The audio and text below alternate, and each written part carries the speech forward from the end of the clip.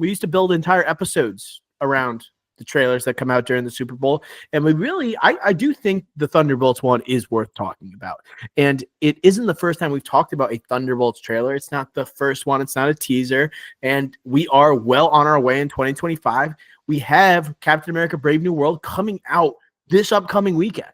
So I think we should transition and talk about this trailer for Thunderbolts. And there's a lot to kind of take away here. I think there was a lot of cool new looks. I think we got more of a tease of who Sebastian Stan is, his Bucky Barnes, how is he going to look in this group. You get a little more on Val and her plan, what she's trying to do, but not too much. You get an alternate look at like a potential villain, the Void, right? The darker side of Sentry, this Bob character played by Lewis Pullman from Top Gun Maverick. Let's talk about Thunderbolts, Ricky. So just to go over some like big things in this like trailer that happened. Val, played by Julia Louis-Dreyfus, teases that the world needs a new superhero team. The Avengers are not active right now, and this ties a little bit to Captain America Brave New World, where Thunderbolt Ross is talking to Anthony Mackie, his Sam Wilson, saying he needs to get the Avengers back together. And what else happens? You got Starship, Nothing's Gonna Stop Us Now. Love the song choice. Bucky seems like he's more of a presence in this trailer. Is that shocking with the recent nomination of Sebastian Stan for Best Actor for The Apprentice? I don't think so. But he's kind of like, seems like he's recruiting for Val, but you don't think he's fully on board with what she's doing. But yeah, and then we have shots of like the different guys here and girls. You get a new look at Lewis Pullman's The Void, which seems to be at least one of, if not the main villain of the movie, Ricky Flex. But like initial takeaways here, Ricky Flex, I guess when you look at the villain here, when you look at Sentry and you get The Void, what do you think about his appearance in here? Because it was kind of badass. I think that's the key difference between the first trailer and the teasers that have come since the first trailer and this one, is that we got a pretty good look at Sentry, and we didn't get a good look as in seeing his face in the suit, but we got plenty of him in the suit, maybe not his face, right? A front facial, we got from behind, we got him flying, we got a cape, we got the suit, we get him stopping Bucky's arm from a punch. We get a lot of Sentry. We get even a little villainous Sentry saying, like, you thought you were going to be some great saviors. You can't even save yourselves, right? Great quote. Great villain quote. Versus in the first trailer, he's Bob, and he barely doesn't have any lines, and he's just kind of like a awkward comedic device, Totally different vibe here in this trailer. I think that was the key difference and why we're kind of talking about it, why I think it has to be talked about from us from a checkup standpoint between the two trailers. Yeah, that was the takeaway for me, is that this guy looks like a pretty formidable villain if he is the main villain. But what I like about these trailers for this upcoming film is that you kind of still don't know what the hell's going on. You still don't know if maybe they took Bob and they wanted to have him to help the Thunderbolts for a mission because he is a superpower being and all of them are not. So maybe they needed Bob to take on this other force. Or is he someone that just got on the loose that wasn't supposed to go on the loose, and then he starts to go on a rampage, and they need some superhero team to take him down, and the Thunderbolts is all we got?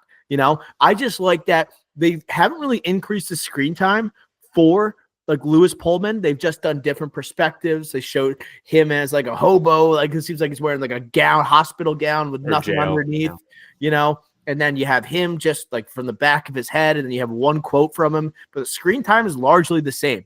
And it shows two different sides of him, and you still don't know what the F is going on. I think the other big reveal is that like Valentina, she considers this group like the next Avengers. That's like what she's trying to do, but what are her darker intentions? And I think with her just saying the Avengers aren't around anymore, it tells me that asterisk, my theory that they are going to be called the Dark Avengers at the end of this movie, it's looking clearer and clearer to the day, Ricky Flex. I think that is going to be that. I think that's going to be it's in the stars, Yeah, I wrote that down, saying the asterisk, there's still no answer to that. But the fact that Valentina mentions how there's not Avengers, they need an Avengers, and this is kind of the answer to that in this movie, that's why there's the asterisk, right? And they keep saying the Thunderbolts isn't going to be the name. You think it's a comedic device, But in reality, it's like, nope, these are the new Avengers. No, no, no, Dark Avengers, Dark Avengers. So I totally agree. I think that was a good call by you. And the third takeaway I think was honestly Sebastian Stan did feel like he was a larger presence in this. He wasn't just like the action scenes, like showstopper, like in the last trailer with him flipping the tank and flipping the car. Now it seems like he is like the number one guy to Valentina, but inevitably will cross Valentina. I just think that they gave him a noticeable increase of screen time compared to the first trailer.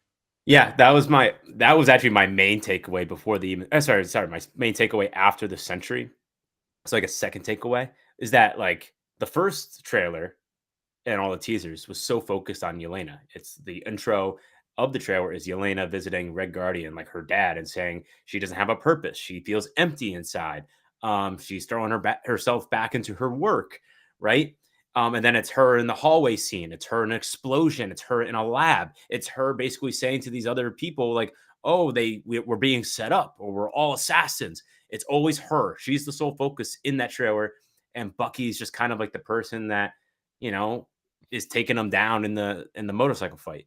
In this one, no, it's like Bucky is the one that's kind of controlling them here. He's the one that has them tied up. He's the one saying, "Hey, you guys are teaming up with me. What else are you gonna do?" He's the one that kind of was like the center of this trailer out of the group. So I thought that was an interesting spin here, especially because the past month has been a big Sebastian Stan month, right? With the Golden Globes, the Oscar nomination. It's been a big Sebastian Stan month. For him to get this limelight here, I love to see it. So it's going to be interesting to see post this movie what's Florence Pugh and Yelena's character look like in the MCU and what's Bucky Barnes's Sebastian Stan's character going to look like in the MCU going forward, because both of them have been major aspects of this latest phase, which hasn't been great, but they're both also doing great things outside the MCU.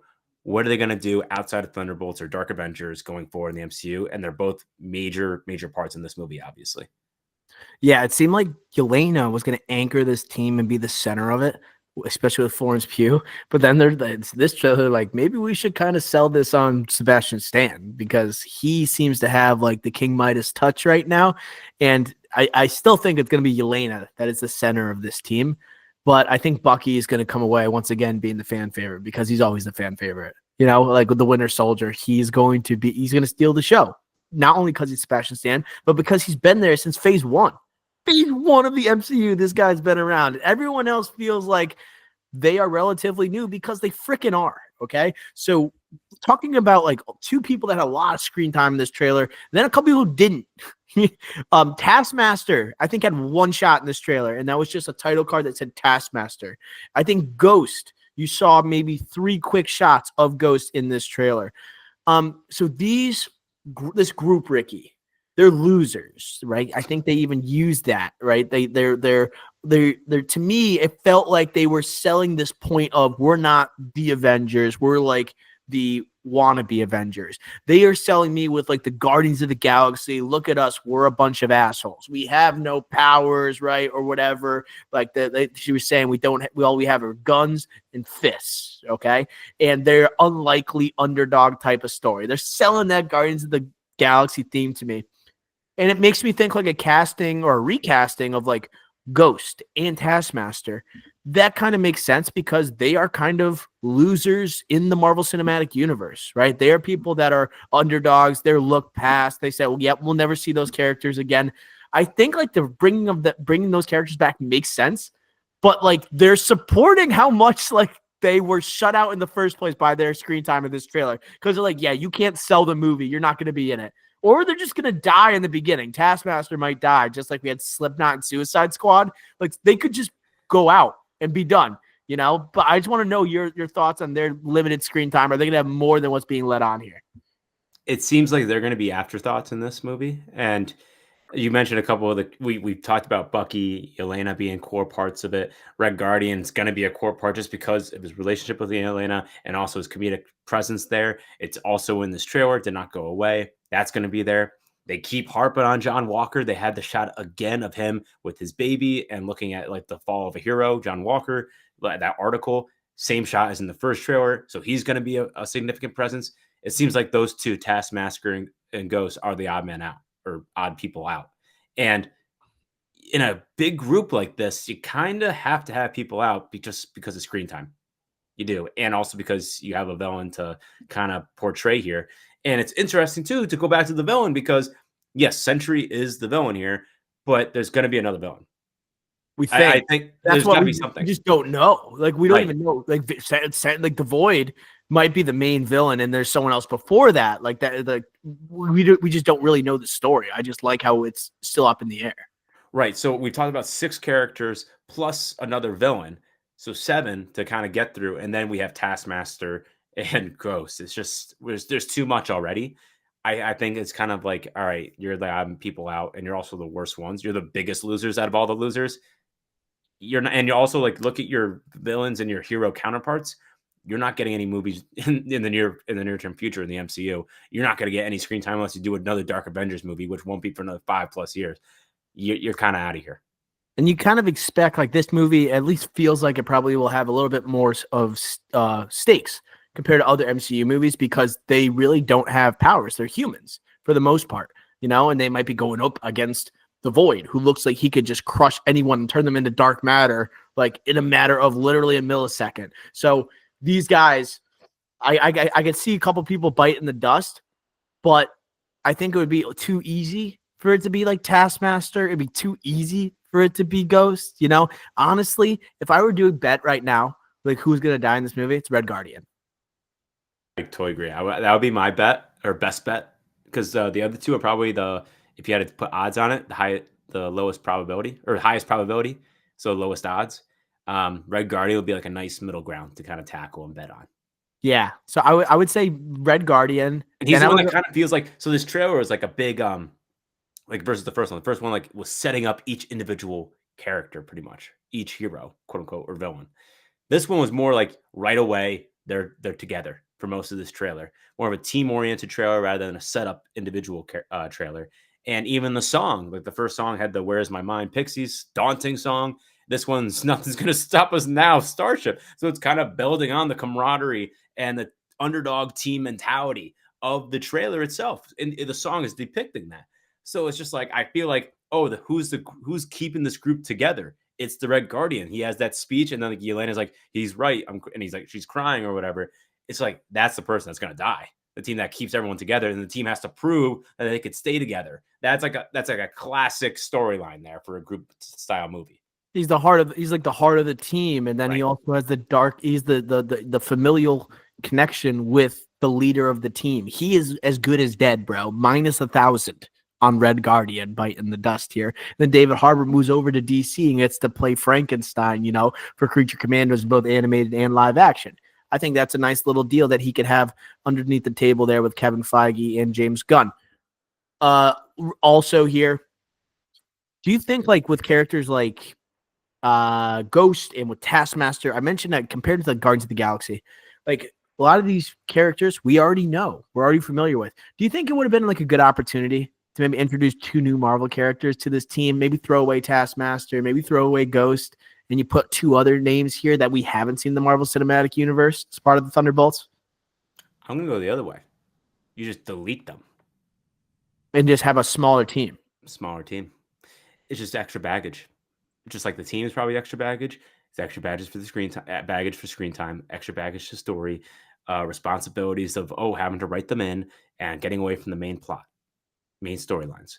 And instead of trying to introduce new characters, which will be even more story to kind of add in more screen time than a Taskmaster or a Ghost, and then veer away from a new villain Sentry that's very big and powerful that you have to write in, or the Void, which is also big and powerful that you have to write in. I feel like and also the storyline of an Avengers that aren't there, and this team trying to fill that void, or lack of a better word, void. It's just like there's already so much you have to do. I feel like you should just take them away. I don't know. I feel like 6 is a great number for a super team. 6 is the number, but I feel like we are tackling a lot in this movie. And they Lesser already known are. characters, so I get what you're saying too. It's like keep it simple. You're already working against it because these are lesser beloved characters from like an Avenger movie. So it's Yeah. like, Like yeah, think about Avengers, the Avengers movie, like 2012. We already like Loki was already a villain we knew, you know? we didn't need to like explain anything about him. We knew Yeah. him. So that cuts down a huge amount of screen time. Here's Sentry and possibly another villain, and also they're freaking all-powerful being, an all-powerful being that you need to kind of explain. It's just that's a lot of screen time you kind of have to tackle. I agree with you. 6 is probably the magic number. So I kind of just think like, all right, rather than trying to add new people here, just bring on a couple of nobodies and then just let the team kind of, sort itself out. I feel like the Justice League had 6, don't they?